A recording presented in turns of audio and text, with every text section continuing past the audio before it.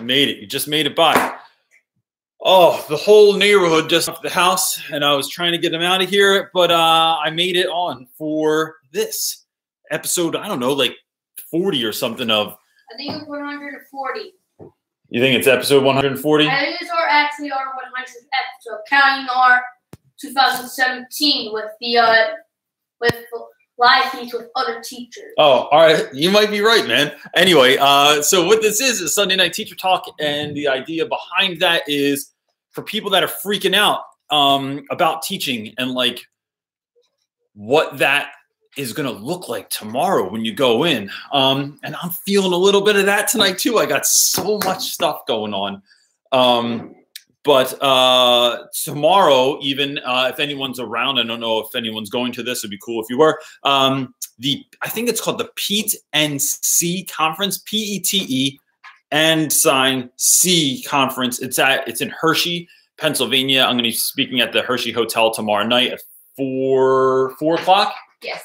On how social media can change your classroom and make it the best year ever. And so, hey, man, if you're around and in Hershey, that would be awesome if you came by. I know lettered classrooms out there. I don't think the chat's on right now. It's always on. You would just have to turn it on in your phone. Stuff on my nose. There's everybody. So, yeah. So that's coming up. And then I'm working on, so I was working on the PowerPoint for that today. I was working on the book. I started working on the book, and that is weird because you're writing about yourself, which is, you know, I guess just as weird as making videos about yourself most of the time. And then I was doing phone calls with people that were in need of phone calls and all kinds of stuff. So at church. That's that. Yep. And we were at church stuff earlier. Yep. Wild. All right. So while I'm just talking and while I say hi to everybody, if you have questions, let me know. And we will jump into that stuff. But what's up, Tracy Pinter? All the usuals up in there. Tracy Pinter, Hales, Teach, Leah Pratt, Richard Royster. Richard Royster, when am I coming to Kentucky? That's what I want to know. I got to get down there so maybe we can hang out. Let's see. Jules is on here. Jerry. Hi, Jerry. It's a thing. Did you say you were going to speak in Pittsburgh? Tracy said yes. I think it's actually, there's one in Pittsburgh. I think I'm speaking at the University of Pittsburgh, and then I'm speaking at Marywood University, which I've never heard of before, which is near Scranton. And then that was. What's in March? What's going on? March is South by Southwest. I'll be at South by Southwest in Austin in March, and then the ISTE conference in Philadelphia in June. And then there's a bunch of other conferences that like I'm waiting to hear like exact days and times and all that stuff. I think this is going to be something we're going to have to put up on the website too. So if people are around different places they can go to, like what's coming up kind of a thing. Yeah. We'll add that to your list. So How To Donna said, what happened to the ISTE gig? So we got picked for ISTE. But they didn't give like, I don't have, step process. So it's a step process. It's like the people choose. We were chosen out of thousands of entries. We were like in the top whatever. 15, I think. And then top 15, I think we were. And then, so now this weekend I was working on the follow-up application, which is like, ISTE has it's like filling out like a unit plan. So you have to pick all these ISTE standards and do all this other stuff. So it's happening. I just don't know what date and time, and like I have to go through this process first. But I literally just got that email last night. Yeah. Kimberly Welbeck, is the website finished? The website is it's mostly done. It's mostly done. Yeah, things like we'll be adding things to the store, and we need to go in and just add. We need to like clean up CJ's files because they're not very pretty. I'm gonna pretty them up. My wife's gonna pretty stuff up. Like I'm not interested in selling lessons per se. I'm selling I think hands on a stick we're going to sell on there, and eyeball stickers, and so you can put them on kids and say, got my eye on you. Golden microphones, just like a lot of goofy stuff, but then there's going to be a lot of free stuff on there as well, like all the stuff that I just email to people all the time, like my get to know you stuff in the beginning of the year, and I have to look at all that stuff. How I do my seating chart. But the bones of the website are all done. And then, but the bone, like you can go on there, you can sign up for mentoring if you want to do paid mentoring, which is like 60 minutes to 30 minutes a week. And then you sign up for a set amount of weeks. Like you can schedule all of that on there. Folks can go on and see like what I'm about and the intro video and like, and then link to everything else. And then it's going to keep growing. So like all the podcasts I've ever done are going to be on there. We're going to have a connection piece on there for people to give so students can get haircuts, which that's coming up also.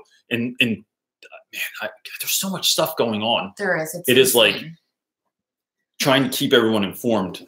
We need to just have a news show. What if we just had a news show once a week? Well, I think just look like a newscaster.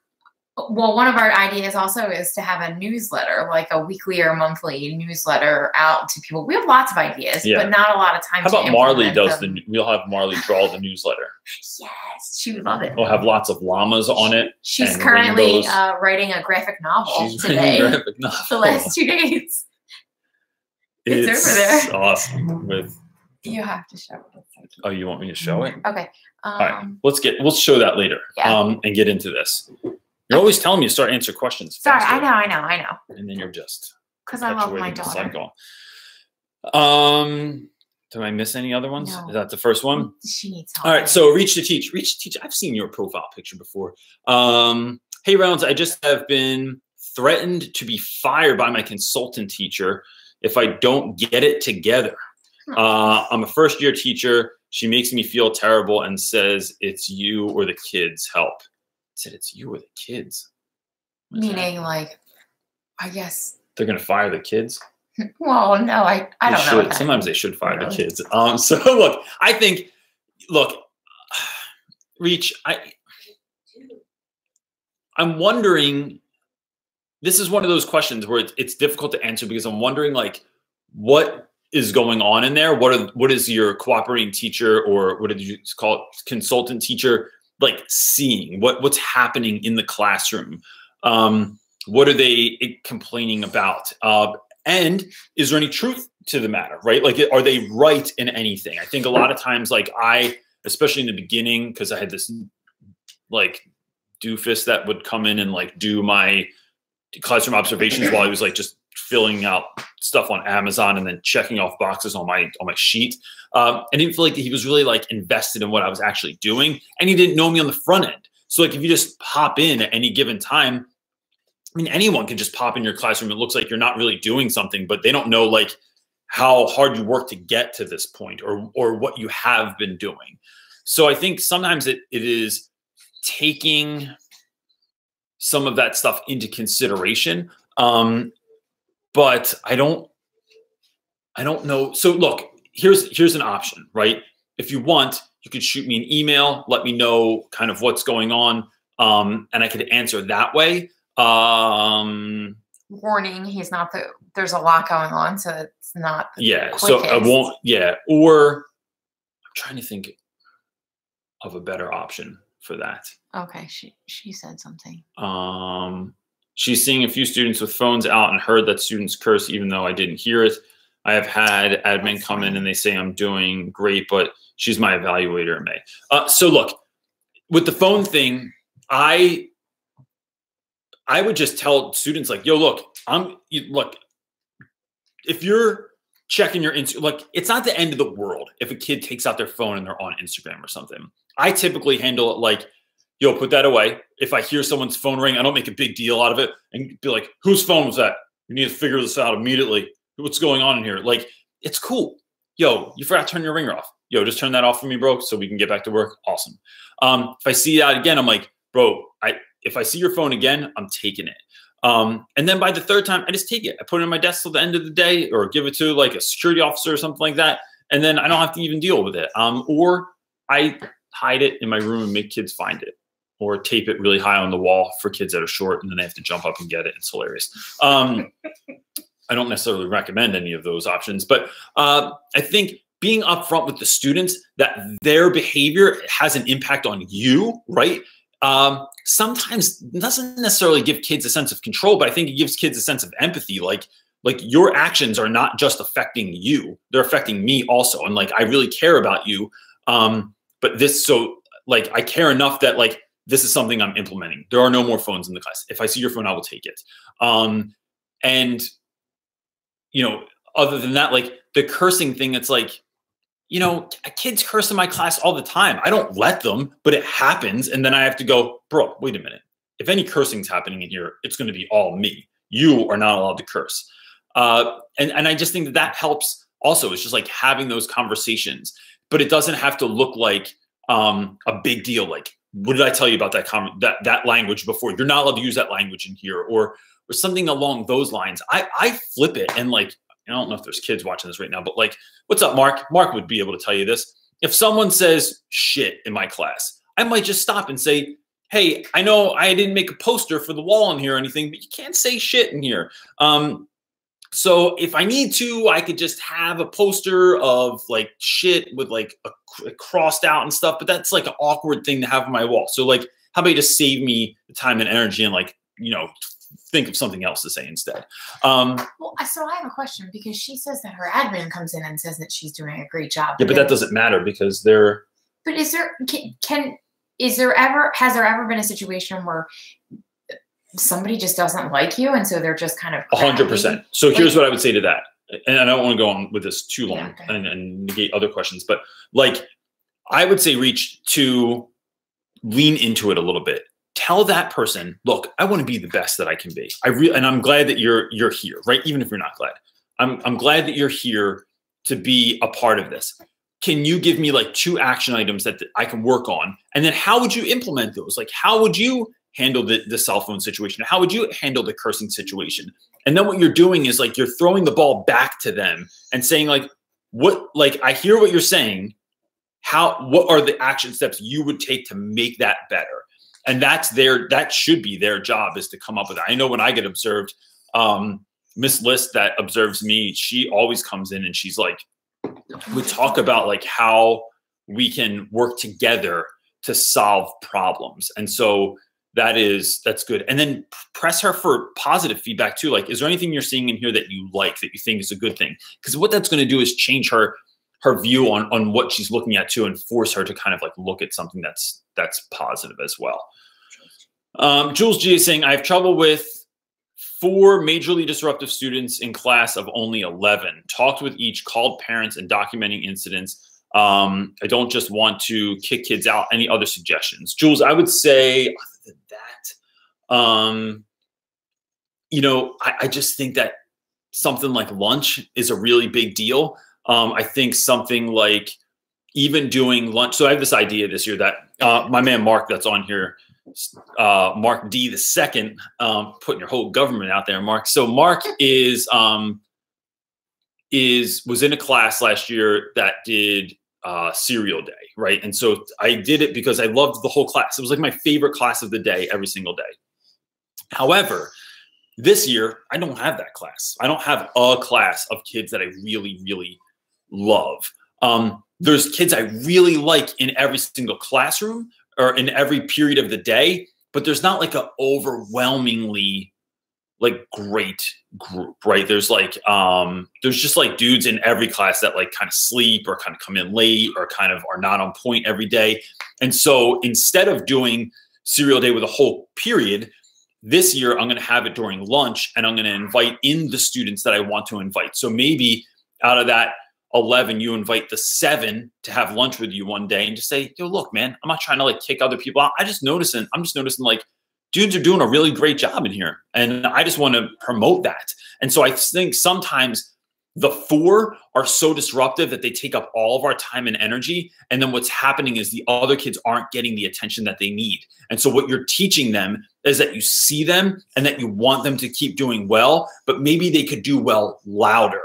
And they end up outshining the kids that are being disruptive, right? Like, you're not giving, you need to like sometimes not give the kids that are not doing what they're supposed to be so much attention, right? And I don't know the particulars like here, so I'm not saying, Jules, that like you're shining too much light on the bad kids or something like that. But that's one answer. The other is going to admin and finding out like what you should do. Like, look, these are the steps I'm taking, like, and nothing's changing. What do you suggest we do? Or go to their other teachers, find out what's going on in those classes. Because then it becomes like a group of people that are working together to sort of come up with a solution. The last thing I think I would do is find someone that they do get along with, like see if there's a teacher or a coach or someone that they get down with, and then sit down with that individual and say, look, I'm having a really hard time. I want this kid to be successful, but I'm not finding it easy to do that in my class.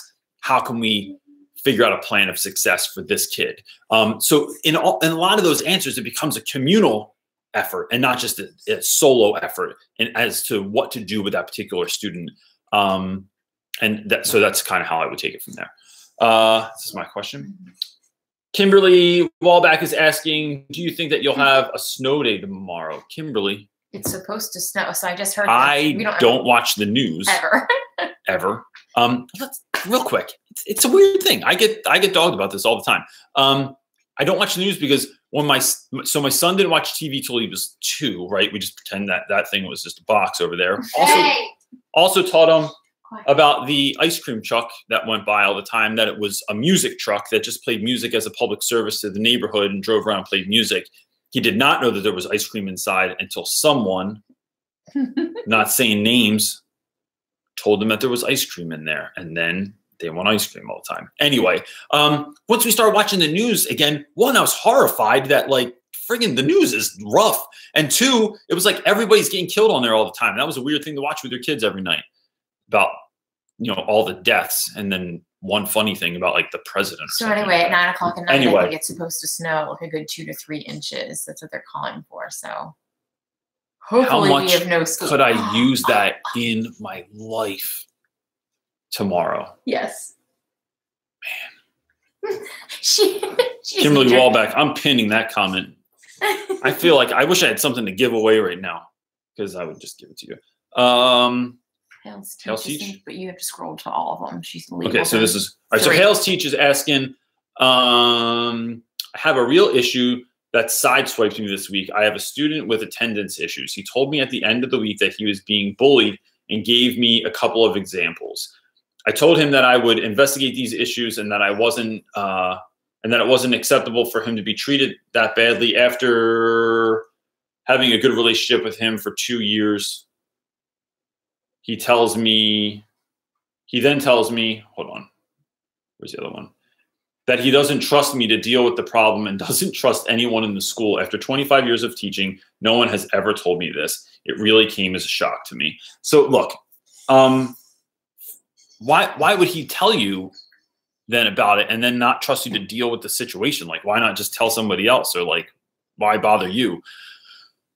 Look, we'll talk about this. Let's talk about this. Yeah.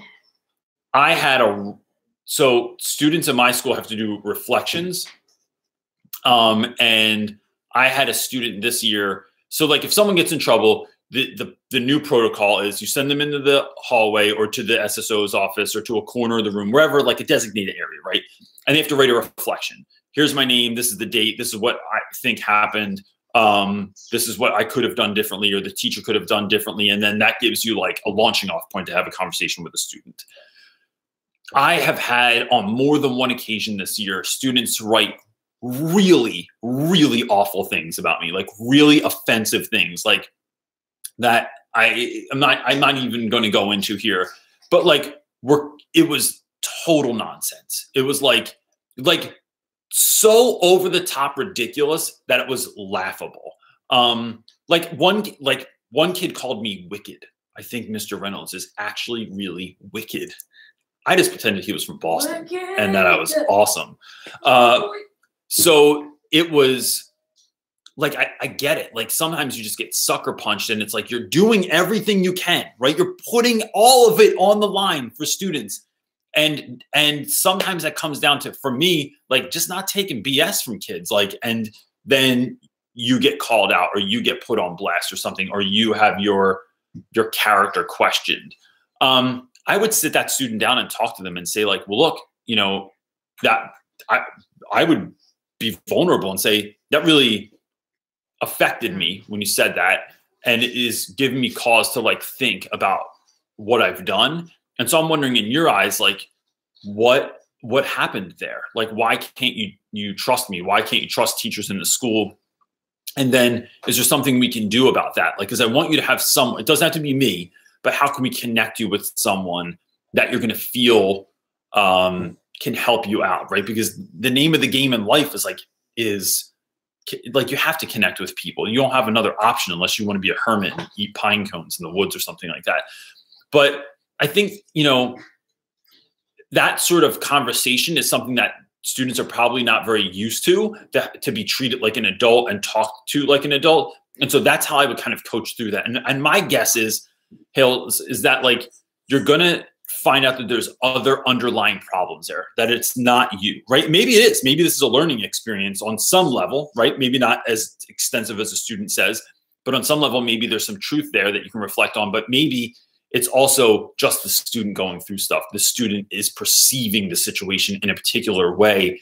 But I think it warrants a conversation, and I would absolutely sit down with someone. And if you want to have another teacher there or someone trusted to be around for that, go for it. But I think that's the way that I would handle that thing. I'm sorry that happened. That shit sucks. And I hate those days when that kind of thing happens. It like takes the wind right out of you. My buddy Leah Pratt is saying, question, majorly annoyed by students who want immediate, oh girl, like all the pile of work I have over there right now, the kids, yeah, I hear it, that want immediately graded work, like they're entitled to instant feedback. Do you grade it and return immediately? How do you handle when kids keep asking? So I have students that get fixated on their grades and on points, and they want stuff immediately. Or kids that email me at like 10 o'clock at night on Friday, like, yo, how come you didn't put that grade in yet? Bro, you're 16. Why aren't you having fun? Like, why are you emailing me? And you're not even like that good of a student. Like, you don't even pay attention or show up on time ever. But like when it comes to grading work, I'm supposed to be like, have it done on the double. So what I've started to do was streamline some of what I do.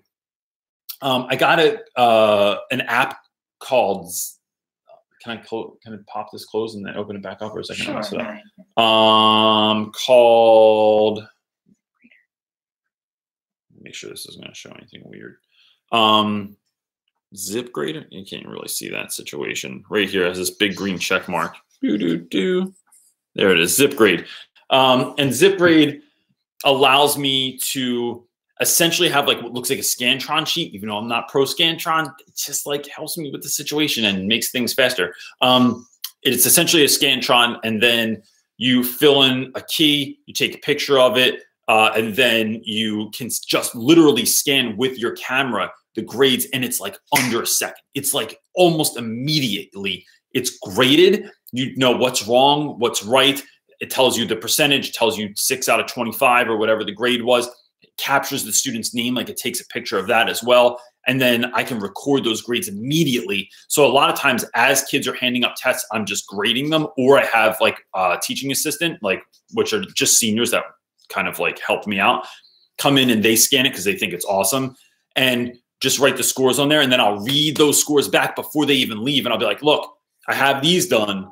The other ones are going to take me a minute, and I usually try and give them a date. Like I'm going to do them Saturday afternoon, Friday, Sunday night, Tuesday morning, whatever the heck I'm going to do it, right? But what I'm doing is two things. One, I'm giving them some immediate feedback for multiple choice, and that app's free, by the way. And then two, I am letting them know when the other ones will be graded, right? And so they know when that's going to happen. So that's what I would do. But yeah, I never have really great students ask for feedback. It's always like kind of B-ish students that are like, hey man, where's my grade? What do you got for me there? Hot stuff. Mm-hmm. Oh gosh. Come on, that's a cool nickname, right? Well, yeah.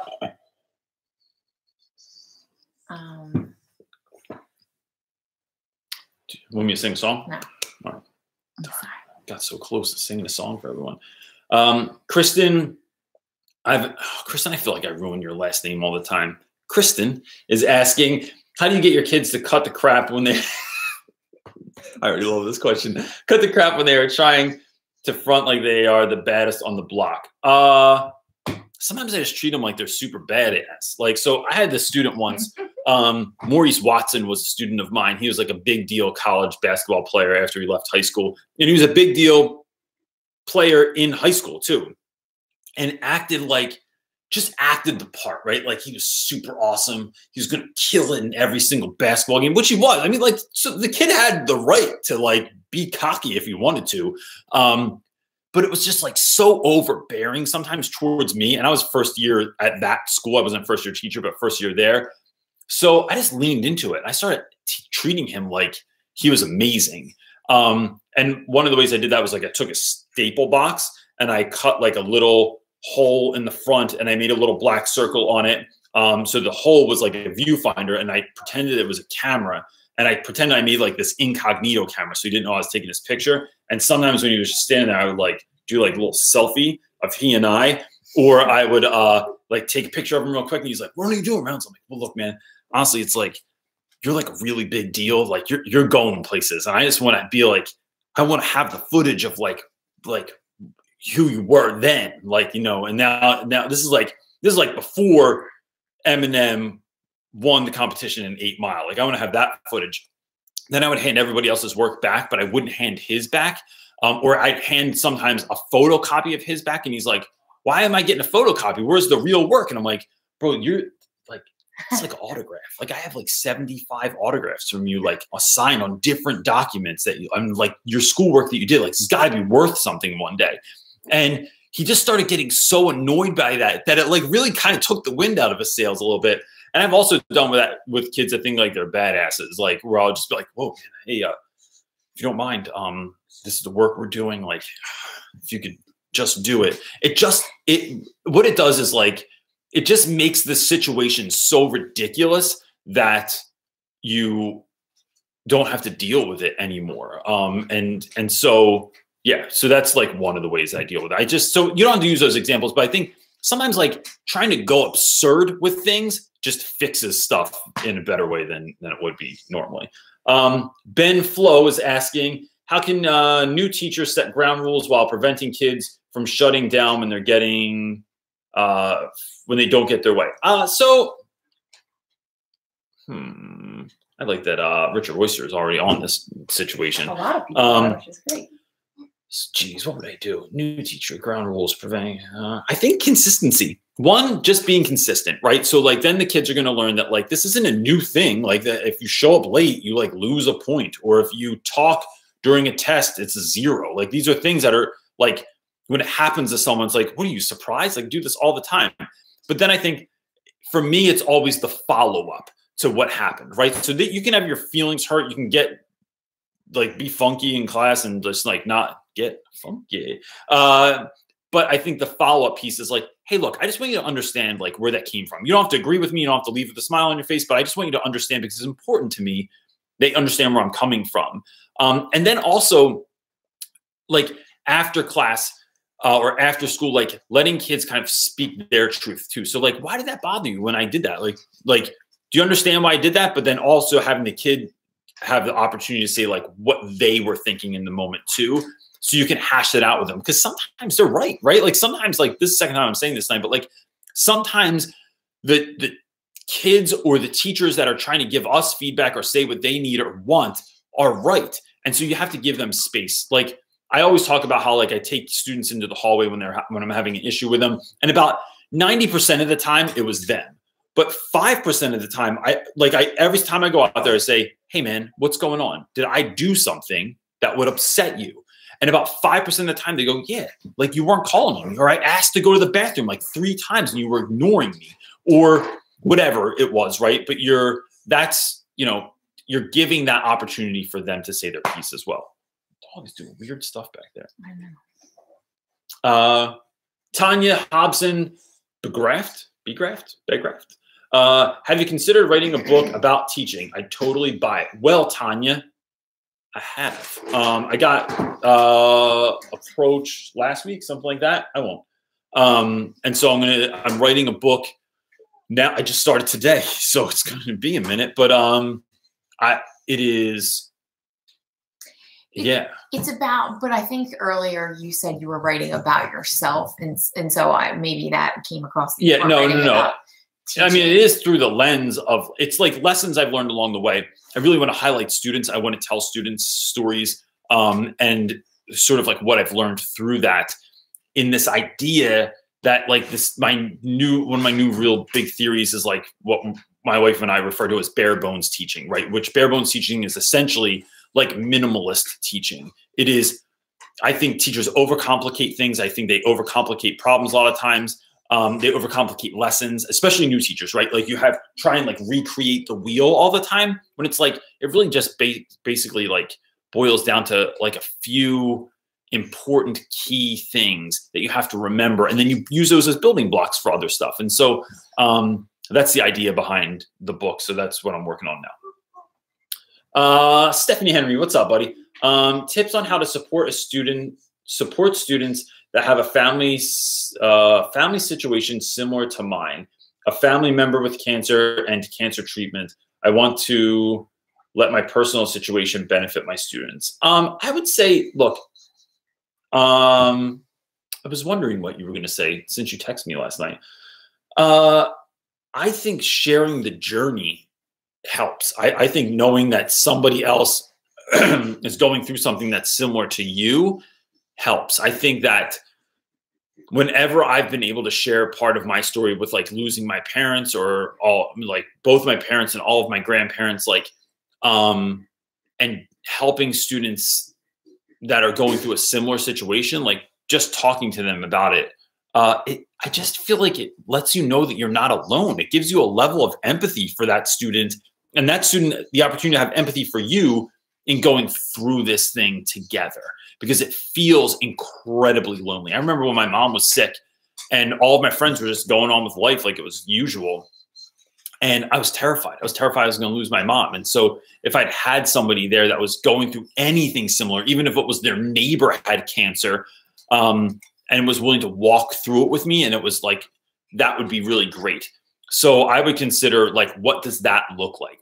How does that happen? And you don't have to get too personal on your end. Like, you know, I would keep it professional enough, because that kid already has enough weight on their shoulders. But so what you're doing is saying like, hey, look, this is how I'm walking with this, and provide that as a opening for that student to share their story. So that's why you're sharing your story, is to give them permission almost to share what their pain that's going on in them. So that's how I would do it. Yeah. Jack Frisicaro. Jack is asking, starting tomorrow, I'm going to be working as a teacher's assistant at the 11th grade English class. And all the students are ELLs. I'm very excited, but also nervous because I'm not bilingual. Any tips? I would say, one, look, I mean, I would learn some of the language, not by tomorrow, maybe, but I just think that would be interesting and somewhat respectful, right? So like, I know, like when you travel abroad, you want to make sure you know some of the language so that you can ask people where the bathroom is. And I think people just appreciate when you know a little bit of their language. Two, care doesn't, this sounds so corny. Care doesn't have a language. And so that's the other thing I'm thinking about.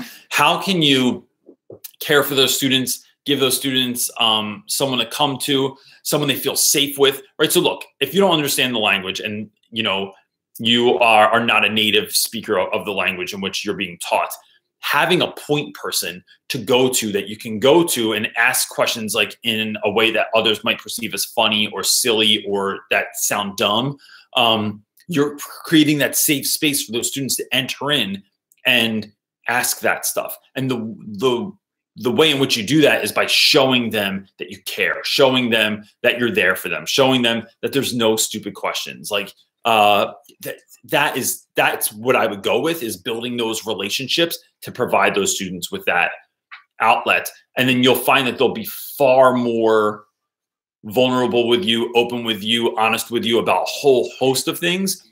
And then here's the beautiful part of this.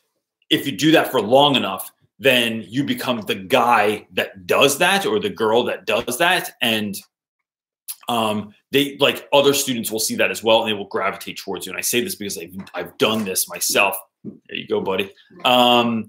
Where like, you know, before you know it, you have like after school program that's unofficial in your room because you're teaching everybody how to read or how to go over the notes for the day or explaining like simple stuff. Indie Kitty, what's up, Indie Kitty? I feel like I saw that profile picture last week, but I haven't seen it in a while. Yeah, no judgment, just saying. I noticed. Indie Kitty is asking Reynolds. I was one of those grade fixated people. It was anxiety and perfectionism. It was a focus for my anxiety. So I think I just thought makes a lot of sense. A really good point into like why those kids are like that. And like, yeah. And so the conversation I had on Friday with one student that was completely fixated on their grade was to break it down and to say like, look, let me like assuage, that's not the right word, your anxiety, and sort of say like, here's what this is going to look like. But my hope would be, and maybe you could correct me on this, Indie Kitty, but like, my hope would be that those conversations very direct with students and very like getting it. Like, I get that you're anxious about this. I get how you're feeling about this. Some kids are just kind of like rude about it, but I do have other students that like, I can see it in your face. Like, what did I get on that grade? What did I get on that grade? What did I get on that grade? And they stop in between every single period. Want to know what the vocab test looked like. It is just having those conversations and trying to help those students out. And then maybe, I would say maybe talking to students about like, where's that coming from? Like, what's with the anxiety? Like, where is that? Like, are you afraid you're going to fail? Is there something at stake here? Like what's the issue? And then giving kids a safe place to talk about that stuff as well. Gage Smith, who has a very interesting profile picture there, kind of looks like you are the moon. Is that from that old movie? Gage Smith is asking, as far as electives go, do you have any recommendations for a future teacher? Maybe you wish you would have taken knowing what you know now. So recommendations for a future teacher as far as electives go. Like, Gage, are you in college and you're looking to take electives that you think would benefit you as a teacher, or are you wanting to teach electives when you are a teacher? So keep an eye out for that. Could you just answer that question real quick? So like, are you looking for electives in college that you want to take to help you become better? If so, I would say anything special education oriented, anything specific learning disability oriented, like dyslexia, auditory processing disorder, dysgraphia, kids with defiance disorders and stuff like that. Like I would focus in on that because that's going to really, really help you out. And then the other one I can answer if that's what you're asking. What you got? I don't know. You took the phone. Oh, I'm sorry. I apologize. Mm-hmm. Do you want me to sing?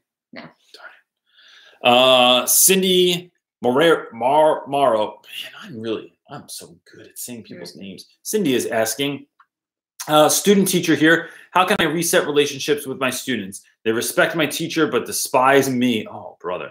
I don't want to give up, but I feel helpless. First of all, Cindy, look, I'm going to tell you right now not to feel hopeless, and you can just listen to me, and then you'll magically change. I wish.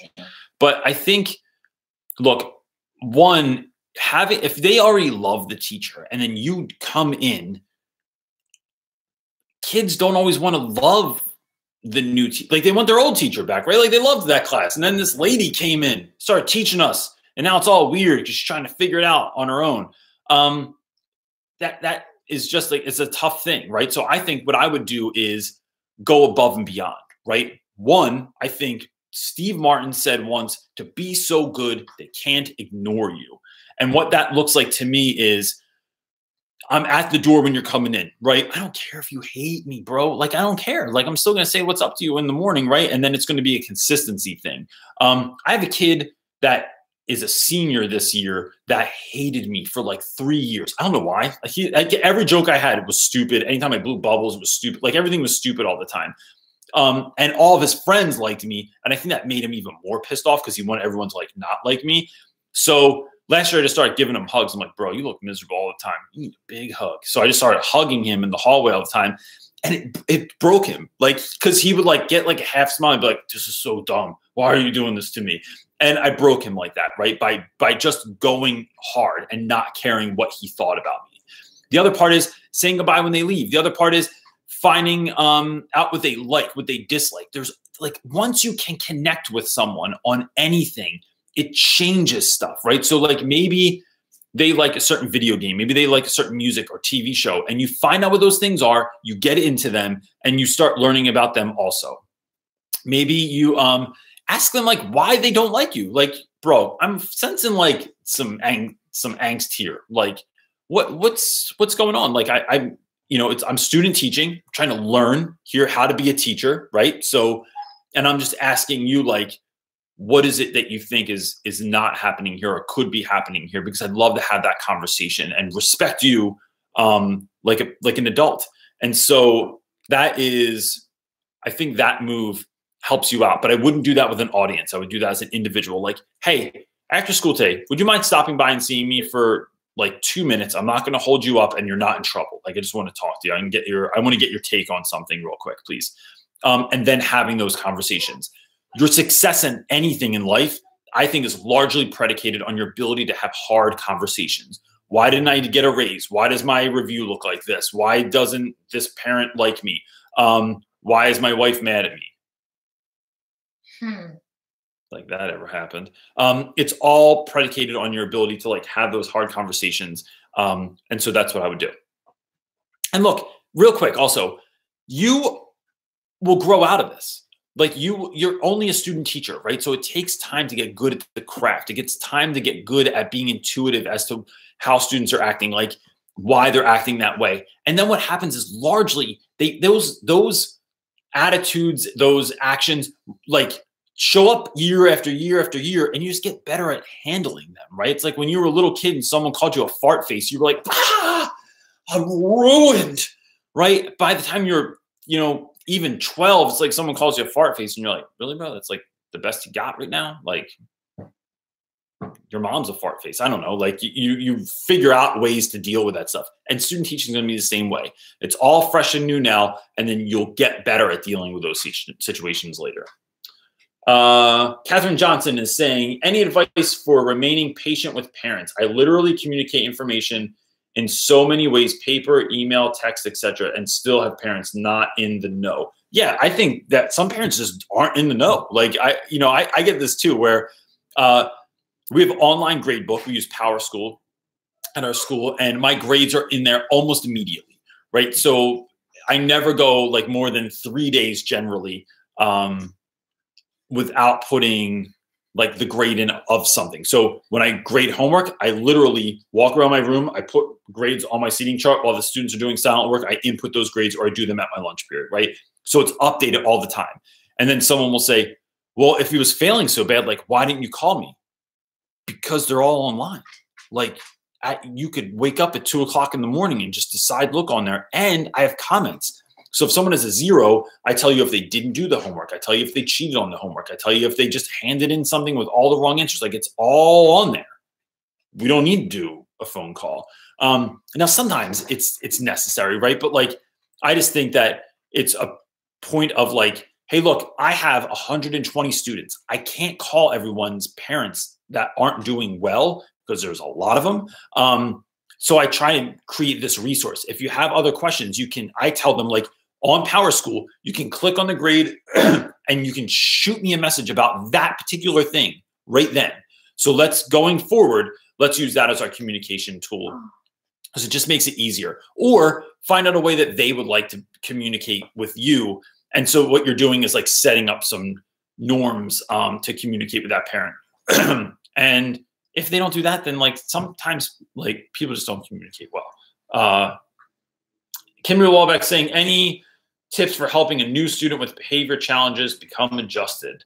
I have one of these. I think that a lot of times those behaviors come out of someone acting out as a front so they can look tough, or they can look not dumb, or they can like, it's like, I've had any number of students over the years that just can't read. And so when they are picked on to read, or they're asked to read, or they're asked to do reading silently even, they try and get kicked out. They act up. They act like they can't stop laughing. They act like they have hiccups, anything to get out of it, right? So there's like a reason for the behavior. I think that student totally has a reason for the behavior, and probably it's because they're new in the middle of the year.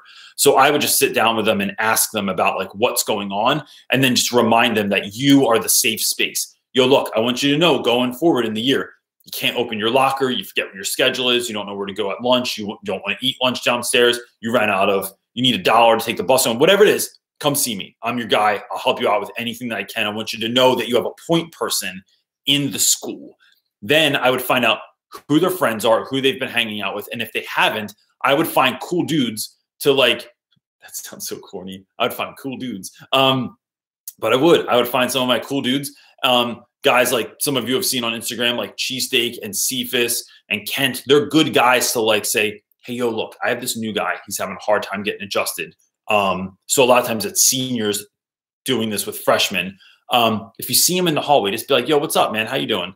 And that is, and then like become like the person that brings them in, because once they have friends, a lot of that behavior goes away. Once they feel acclimated, feel like they have someone they can trust, a lot of that behavior goes away. Caveat is she commented earlier, Kristen, and said that thanks for she got her daughter diagnosed with dyslexia. Oh. Well, she went and got the testing That's done. awesome. Kristen is asking, any tips on communicating with parents of dyslexic kids? I'm thinking I'm going back to school to be a reading specialist and will be tutoring privately. The kid I work with now has parents who say dyslexia is an excuse. So, Kristen, I would say, look, man, wow, that is troubling. But my wife said that you also said that you went and got her daughter diagnosed with dyslexia, and I think that that is awesome. And if I can, if I had any part in that, I am thrilled. Look, dyslexia is like the silent suffering thing, man. It's like I have dudes all the time that I think are like that. So I think here's some, you know, if I was going to do anything, I would first of all go to the special ed department, and I would like do any paperwork you have, or tell them that you have a suspicion that the student is dyslexic, right? And then see if they will test for that. Because then it is the special ed department that is supposed to step in and take care of that stuff. She's having, as the teacher, she's saying she's having issues because the parent thinks that everything's an excuse for the child instead of understanding that it's a real disability. I would say to educate the parents, like recommendations to the book, or like anything that you can explain or show them that it's an actual neurological, like they use a different part of their brains to read than typical kids. Like there's so much actual science behind it. And so I would pass that information. Yeah, I would have like a file of like resources, articles, resources, like podcasts, anything like that you can pass on. I think, part of that. If you need those, email, because I have a ton, and I will actually answer just email realrapwithreynolds@gmail.com. Oh, you're faster than I am. Email. Well, if I can answer one versus you get 100, 30. 100, babe, not 30. I get 100. Okay. Right.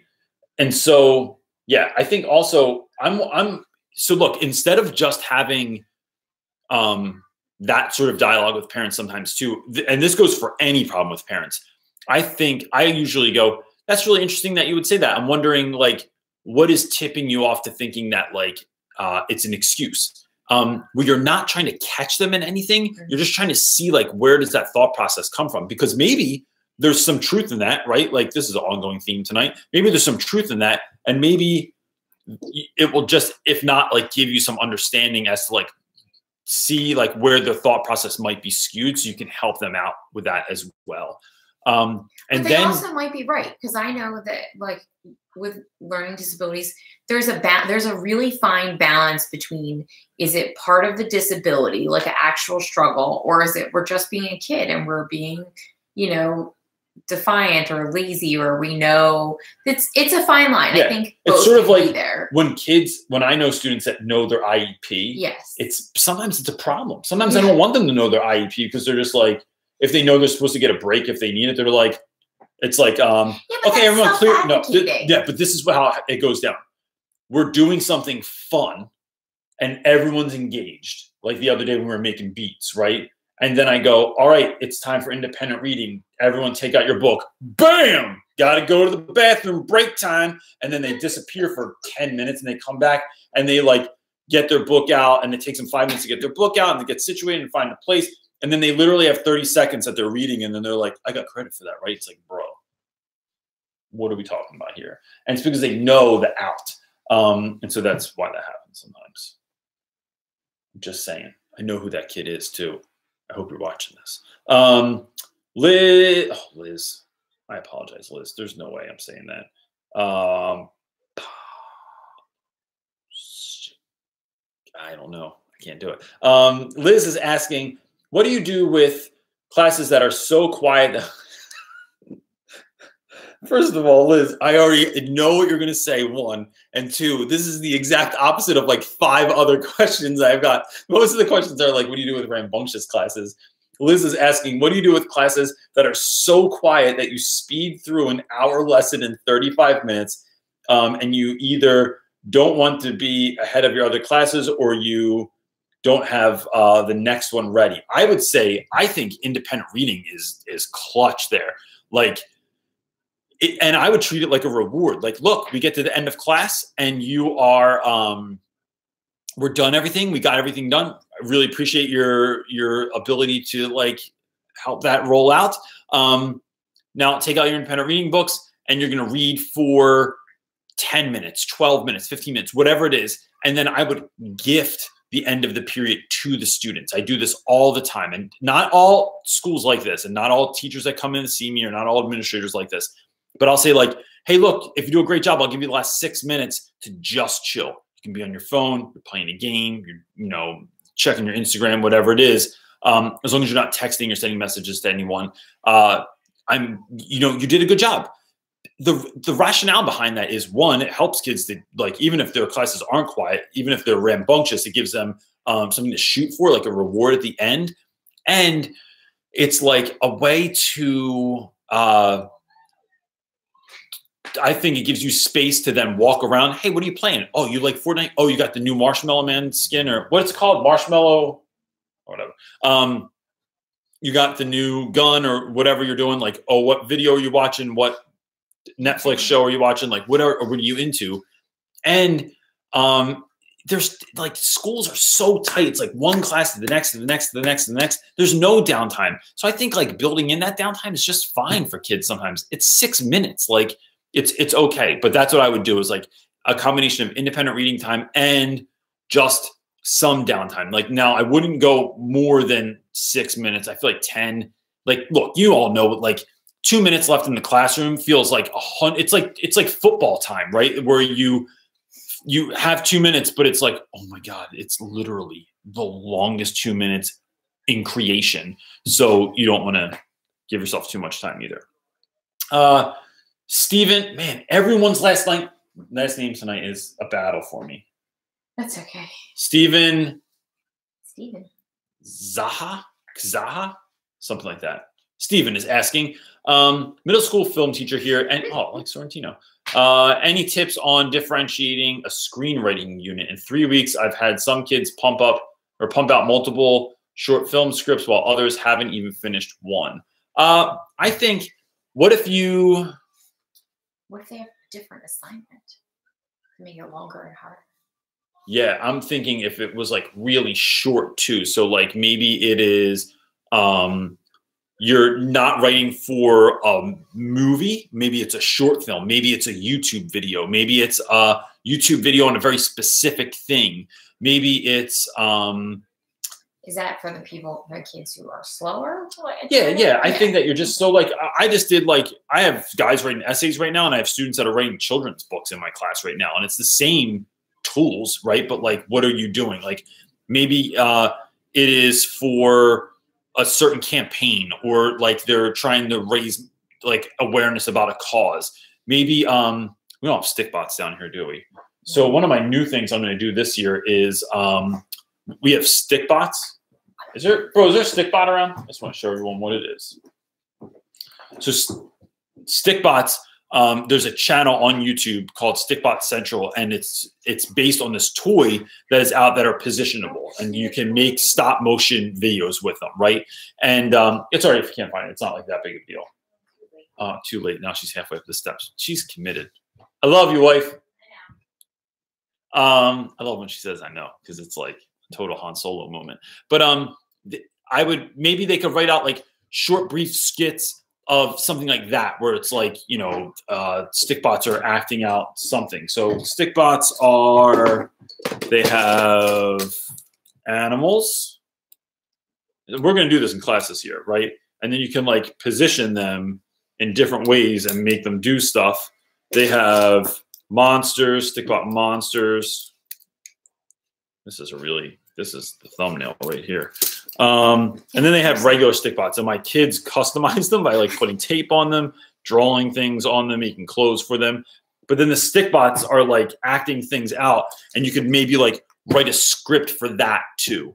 And I just think that if you have time, I mean, I don't know what your class looks like. Like, are they being able to film those? Are they being able to, like, you have to script it out and then you have to actually go through with the right, like the filming process also. And then the kids that aren't writing stuff aren't getting a chance to film. And then if the films that are coming out are really good or really funny, or those kids are having more fun, then it might cause other students to actually want to do something. But I would definitely think about like shorter content and what does that look like? Because it's like, if you think about what kids are watching now, it's like mostly YouTube. Like my children watch YouTube 90% of the time. And I just think that that's how I would go with that. Mel M is saying, in a whole group lesson, a student shared that her baby brother had died. The class didn't know. I lost a loved one, and the students know that. This gave me the opportunity to share with the class. Once her and I were both shared with the class, a majority of students raised their hands and said that they had lost loved ones too. It was a great moment for us to see, or for her to see, that she wasn't alone. I was waiting for a question, but that's a really great statement. Oh, I thought there was a question. I'm sorry. Unless it was after that. No, sorry. No, that's fine. I think that's awesome. That's like, first of all, how awesome are you that like a student actually shared something like that in your class? Like they felt safe enough to do that. And then what does that say about your other students, that they were able to kind of like rise to the occasion? Like that's got to be a super awkward moment when someone drops some knowledge like that and everyone's like, what do we do now? But instead of like laughing or being out of pocket, like they cared for that student, and they did it also because they saw your example of sharing your story also. And I think that is what creates like wildly caring culture around students that really, really locks them together for long periods of time. And then they just become like brothers and sisters and stuff like that. So that's awesome. Kelly, man. You know these people. Jakanovich. I know, but I think I need to give myself more credit sometimes. Because it's just Kelly Jakanovich. Yeah, girl.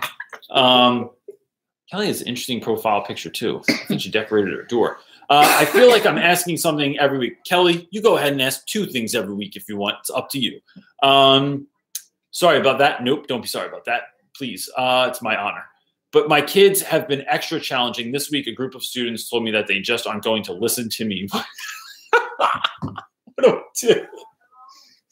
Smack them? No. Bad advice. That's why I'm not a teacher. That's like old school Catholic stuff. I'm just kidding. I'm just not going to listen to you. What would I do? See, my go-to is ridiculousness all the time.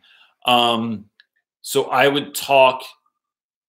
I don't know what I would do. I think like, look. Wait, there was a part 2. I didn't see it. Okay. Part 2.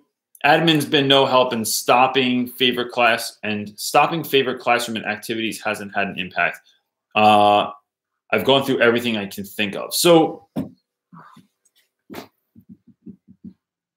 I have answers for this. I'm trying to think of which one to land on and what I maybe haven't said before, because, of course, my first one's going to be like, have the conversation with the kid, find out what's going on in time and space that is without everyone else in the class, right? So you're stripping away the audience. What do you do if it's a group of students? She said a group of students. Yeah. So I think you talk to them as individuals or as a group. You can do one or the other. I think shouting out the kids that are doing a good job in class and letting them know that you really appreciate them. I think giving those kids extra assignments is something that I do sometimes. So like last week, my daughter came home from school and said that the whole class, would they have like recess taken away from them or something like that? Because like a couple of kids were doing something they weren't supposed to be. And I just thought, yeah, like I do that all the time, like where I penalize the whole group for the actions of a few. So last week, I had a problem where like these kids kept standing up. It was like the end of class. I gave them 5 minutes to chill. These two guys kept standing up, and I was like, yo, if anyone stands up again, like everyone has a quiz tomorrow on the reading for tonight. Like you're not just handing in homework. Now there's a quiz on it. And so somebody stood up. I was like, all right, now y'all got a quiz. And then I immediately thought of Marley, and I thought, no. You have a quiz now tomorrow. And so that dude came in the class and he had to take a quiz before he left. And it was like real short, but I was certain he wasn't doing the work anyway. So that's why it kind of worked to my benefit. Because it wasn't like he was getting extra points. It was like he was losing points, but it kind of cemented that situation of like, let's do it again and see what happens. Like, I'm going to give you extra homework. I would just keep a log of extra homework or extra assignments. And then that is how you sort of wear those kids down.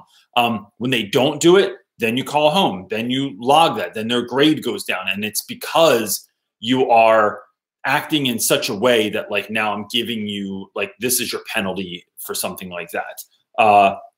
Or, if someone couldn't hear me, I don't know, I would probably make something ridiculous up also and just be like, I would talk extra quiet, or I would talk on the other, I would teach to the other side of the room, be like, you guys said, you didn't want to hear me. I don't want to bother you. Like, I want to respect your decision. So I'll be over here teaching to this side of the class for the kids that want to hear me.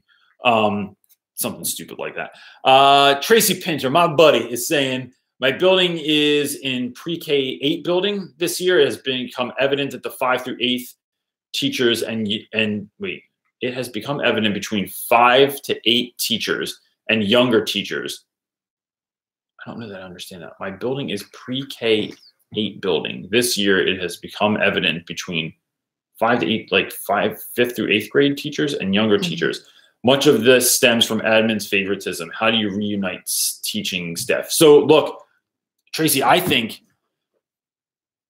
2 answers. One, I think like kind of grassroots on the low, like figuring out a way for teachers to connect, right? So like maybe you invite someone over your house for dinner. Maybe you go out for drinks. Maybe you go out and do some activity together if you're into activities, like go bowling or something where you can all talk while you're doing it, right? So bowling is kind of fun and you can like hang out. It's not like going to a movie. I don't understand why people went on dates to the movies. It's like, unless you just want to make out, like you can't talk to somebody, right? It's like a weird. Who really makes out in the movies?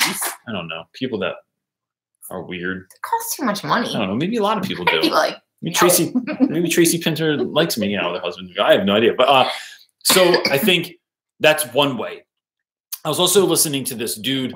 Now I'm going to forget his name. He has, if you look up Simon Sinek talks about leadership all the time. And his take on that is like culture needs to come from the top down. That if the admin are not working actively to create a positive culture in the school, that's just not going to happen. I don't 100% buy into that because I've worked some pretty crappy places and I've had really great relationships within those people that supported one another. But we did it as sort of this like, I don't know, like Red Dawn. There's a throwback for you. And in Red Dawn, it's like the U.S. is being attacked by Russia. This like movie came out in 1985, Cold War kind of stuff. And this band of rebels kind of bands together and decides to take care of one another. And then that turns into something that takes care of the bigger problem at large. I think if you can get those people together to make a pact to get together, like we're going to do this ourselves, I think that really has a deep impact on the school in a positive way as well. I mean, it could have a negative impact if you were a bunch of villains, but you're Tracy Pinter, like the X-Men of The Avengers of Ohio. Florex. I'm sorry, hon. I'm having a hard time saying your name. FL Floor is asking, what would you suggest? Would you suggest being a substitute while doing a credential program? Future art teacher. I work in the sped class as a sped class aide, but I feel like I need to start placing myself in more of a lead role. I haven't started a credential program, but I will this fall. So I think, look, I mean, there's a couple of different ways you could do that. I did not like student teaching, or I love student teaching. I did not like substituting. I think that it is awful because the students don't respect you and they don't know you. And like, unless you're going to spend a lot of time there. So like, if you do get a job as a sub, chances are that school's going to call you back again and again and again because they need people that are going to show up again and again. I just didn't like it because I didn't like not knowing the students, not knowing the school. It just didn't feel good. What I'd rather do is work as like an aide in a class or part of an after school program or part of maybe you're tutoring, maybe you're working as a tutoring program, maybe you're working at an after school, I know like in Jersey where we live, there's all kinds of like art places that you can go to, like paint ceramics or like do paintings on canvas and stuff. And they have people that are in there helping or leading classes like on weekends and nights and stuff like that. I would rather do something like that. So what you're really looking for here is you trying to convey information to others. And then you also, just saying mindful, you also like connecting with young people like that. And I think that that's important as well. Is like when you're practicing that muscle is the hardest thing. Like, look, you're going to be passionate about what you teach. You're going to love what you teach. You're going to be excited about what you teach. But it's the connection with young people that is really the hardest part of teaching, right? Like, it's never like, how do I make my lesson better? Like, that's less of a thing than like, how do I get kids to care about what I'm trying to teach them? And so that's how you start practicing that connection piece, is by just being around young people and trying to convey knowledge to them.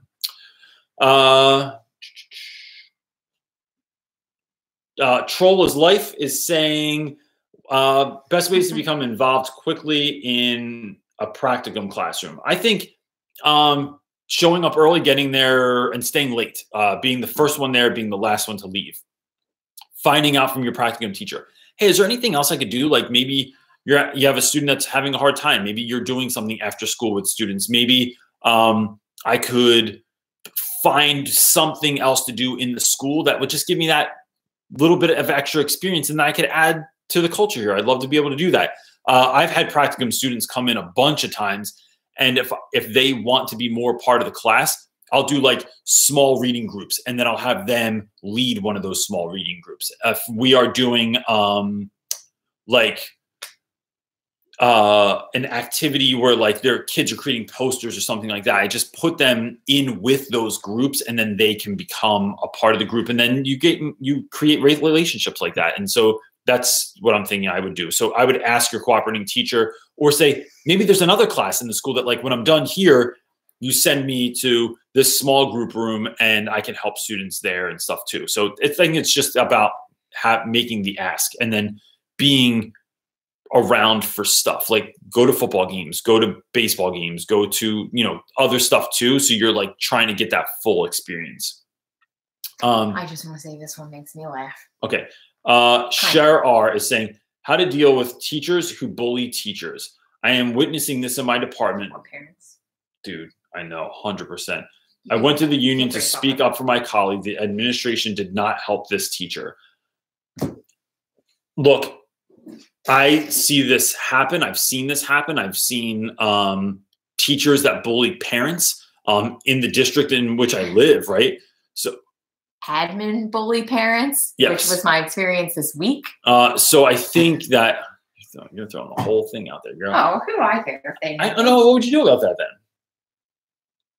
I have no idea. Oh, all right. So I think go to a school board meeting and blast everybody. I would go. I think going to a school board meeting is not a bad idea. I think going to other teachers that are veteran teachers in the building and saying like, hey, look, and you have to make it so it's not gossip. And like, I'm concerned for this individual. This is what I'm seeing. Do you have any advice, or like, what do you think we can do to help them out?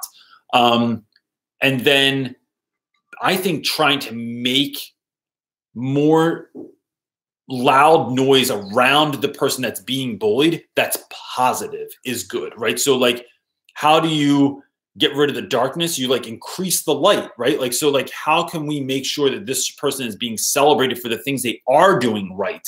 And then that hopefully outweighs the negativity that's befalling upon them, or maybe even change someone's point of view. Like, oh, I didn't realize that they were doing all this cool stuff, or that they were this great teacher, or that they did this nice stuff. Like I've been the subject of this kind of behavior before, where like, I'm doing too much. My classroom's too much. My relationships with the students are too much. I am doing any number of things, right? Like I feel like I've gotten dogged for that kind of stuff before. And I think it just takes the right person to come along and say, no, this is wonderful. I love what they're doing.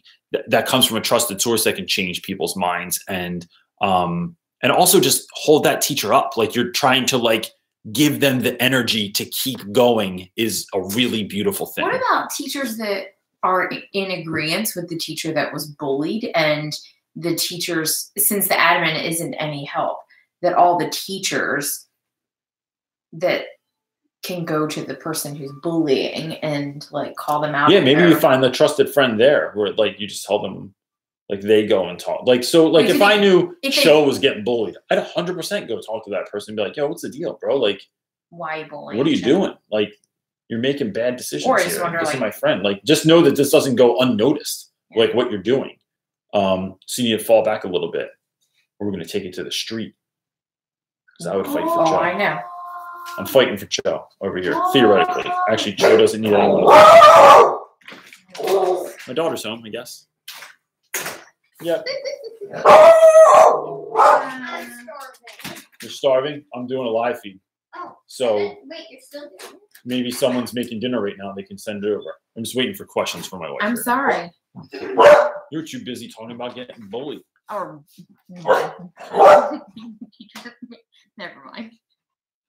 There's so much talking in between. It's hard love to it. like feel, I love all the which talking. Is really great. So this would be a good time for me to remind everyone that's on there talking that there is a Facebook group. There is a Real Rap with Reynolds Teacher Talk Facebook group. And look, there was some confusion about this week with some folks. I am not an active participant in said Facebook group all the time. The reason being is because I'm on here. I'm answering emails. I'm answering Facebook messages and tweets and messages on Twitter and messages on YouTube, which I didn't really realize I could get into not too long ago, but apparently that's a thing. And any number of other communications and mentoring people that are paying me, and all that stuff is wrapped up in that. So the Teacher Talk Facebook page, though, is a place that is closed Facebook group. So the Not So Secret Wife over here allows you into it once you fill out the questions, and then you get into it to just make sure that people are actually in the world of education in some way, shape, or form.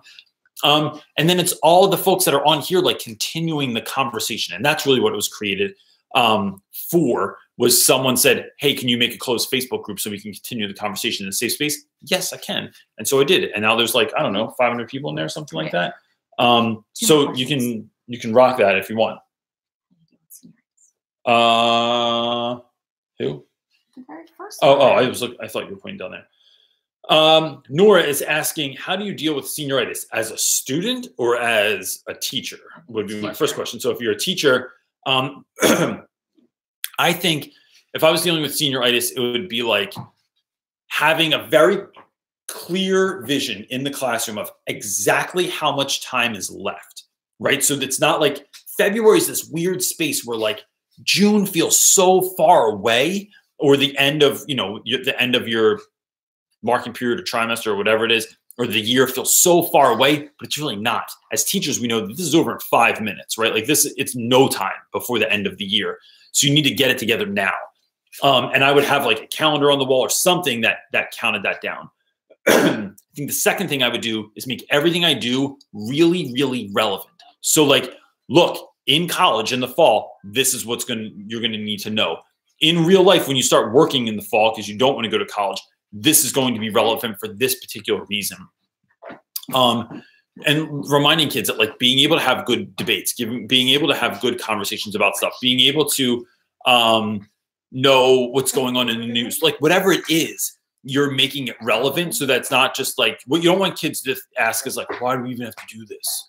Why are we doing this? How does this help me in my life? I'm about to break it down for you right now, bro. This is exactly how it's going to be useful in your life. And that's kind of where I would do that. Or maybe make the learning student-centered, right? So, or what I mean by that, I realize I can mean a number of different things, but like have the students teach stuff, right? Like you're not the teacher anymore. You're having students teach stuff. Or make what you're doing cool, like go on cool trips, or like have someone come in and talk to your class. It's going to make it like more relevant, more interesting. So it's not just you doing the regular kind of like song and dance, but it's this new added kind of adventure in there too. Jessica Guthrie, that's there and there. Okay, Jessica Guthrie is asking, we have 2 classes who are constantly disruptive in every class on the team. One of my fellow teachers constantly yells and degrades them, but that's not my style. But nothing I am doing works. Any ideas on how to get them quiet during times they need to without breaking the bond that we have with them? Look, I mean, there's 100 ways to deal with this problem. When I have these issues, I get real, right? So like Real Rap with Reynolds comes out of this idea of being real, of no BS, of not sugarcoating anything. Like, look, this is what I'm noticing in class, right? Like I need everyone to listen to me right now because this is 100% real. In my class, this is important because of this, right? So like one of the ways I broke it down for a class the other week is like, maybe I've said this before, I don't know. But it's a weird thing, so probably not. No one's listening. I got everyone carrying on and no one's wanting to do the work. When I finally get them quiet to do the work, a lot of the class actually ends up putting their head down and falling asleep. They don't want to do the lesson.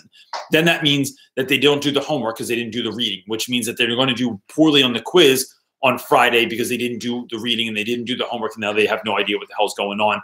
And then that just leads to them failing because they're never going to go back and read the part of the book that they didn't read before. And my answer to them is, look, reading is the most important thing, right? Reading, critical thinking, and finding your voice are the most important things that you can learn in high school. But reading more than any of them, because you could literally drop out of school right now, get a crack addiction, and then go to prison until you're 30. And if you get out of prison and you know how to read, you can reinvent your life in a much quicker way than anything else, right? Because you can pick up a book that will literally has the potential to change your life, right?